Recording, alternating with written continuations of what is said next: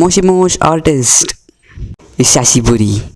In today's video, we'll be educating ourselves about how to use a dip pen. So in the first place, go buy a dip pen. Just kidding. But you want one, so buy a dip pen, you artist.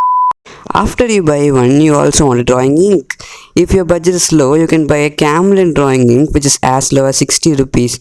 But if you have a budget more than your fortune, go buy the Deleter ink which gives you the best quality. So that's all for the introduction, let's get into the video. So whenever you start inking with a dip pen, always be sure to heat the dip pen with a lighter and then wipe it. This allows the ink to flow down smoothly. But please don't heat your dip pen in the stove, since in that case you won't be warming up, you would be forging it into a katana. So the next step will be to dip your nib into the drawing ink as much as needed and just start inking. But while inking, I would suggest you guys to go slow in some part of the inking and fast in some part to use your dip pen efficiently. For example, while hatching and cross hatching, being fast gives you a manga feel. But normally to get a variation, being slow is important.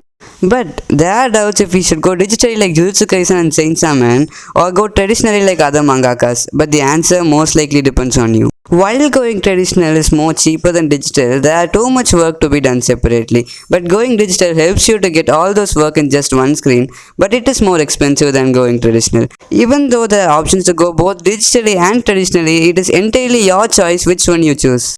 Getting back to the topic, while inking with a dip pen and a scale, the lines may end up messy. So just stick 2 coins to your scale. And also, it balances itself.